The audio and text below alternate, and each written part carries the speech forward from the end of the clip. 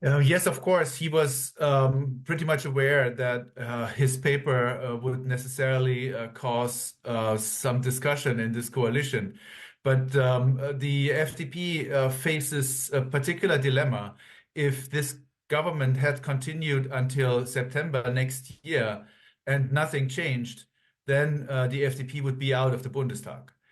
If they have now snap elections, there's also the risk to be driven out of the Bundestag. But still, there is a chance that the FDP voters still are happy with this decision that the party is out of this government, and therefore, I think somehow something had to change. And it was not simply addressing a government change with this paper. It was the main aim was to change the environment for investment in Germany, and this did not happen with this government. Lars, nobody wants to see paralysis at the top of the most important economy in Europe as well. But the politicians, I wonder whether they're more interested in their own careers rather than, and the destiny of their party, rather than the importance of for the German economy to get itself back on track again as well. Herr Scholz, it seems to me, needs, I mean, I'm an untrained eye, needs to actually allow this confidence votes to happen sooner rather than later. Do you see any argument for actually having it later rather than in the next few weeks? No, I don't see any argument that really sticks and that is really valid in that regard. It is important to reduce uncertainty in economic policy as soon as possible, because this is one of the reasons why investment and also private consumption remains low in Germany. When you look at this Lindner paper on the one side and the current situation that we have in Germany, we have a stagnating economy and inflation is still above 2%. And we have huge structural problems because firms in Germany face a toxic mixture of high costs with regard to labor, energy, taxes, and regulation. And this paper has tried to change this in order to ensure that firms have an incentive to invest in Germany again.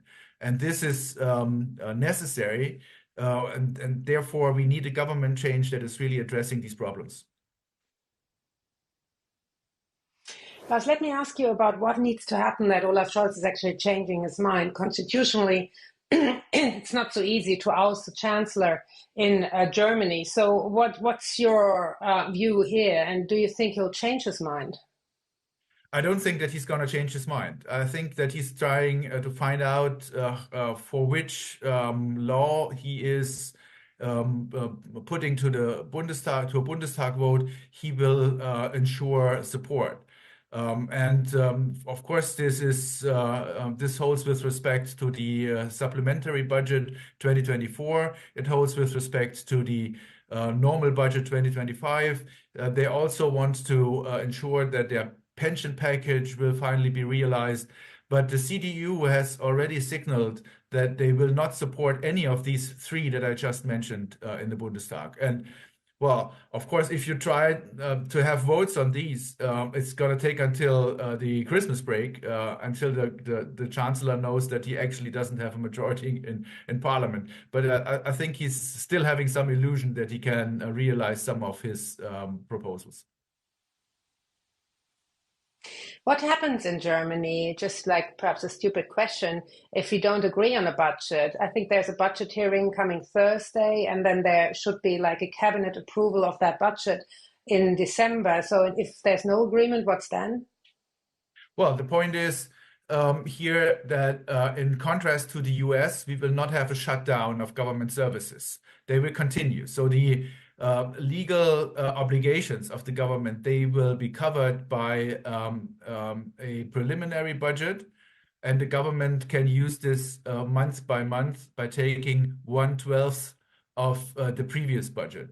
And then it's not possible to have additional investment decisions.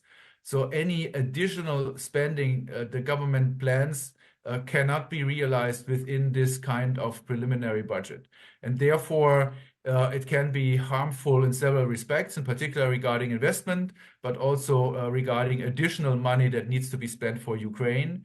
But regarding pensions, regarding salaries, and Lars? so on. This continues. Lars, they're giving me one sneaky last question. There is one piece on you from the middle of this year that says, meet the economists leading Germany's battle against debt. That's you they're talking about, Lars. Come on, Lars, it's time, isn't it? It's time for Germany to use its enormous firepower, the money saved up, to actually save the European economy. Well, it's not up to Germany to save the European economy. And look at what's happening with the other member states of the European Monetary Union. France with government debt that is too high, Italy having government debt that is too high. Interest rates are going up. And you will realize in the US that that the same thing is going to happen with the US. We are on the brink of a new debt crisis. And therefore, I'm happy that Germany has still such a good and solid situation. I've got to ask you one more time. We're on the brink of a new debt crisis. That is something I, too, am incredibly worried about. I'll give you another 30 seconds, Lars. Just tell us why we're on the brink of a new debt crisis.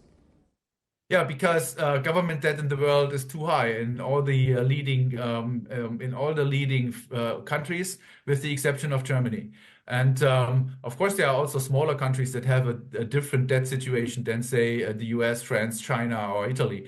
But otherwise, something needs to be done in order to reduce this indebtedness. And I fear it's not going to happen given the lacking willingness of politicians to do so.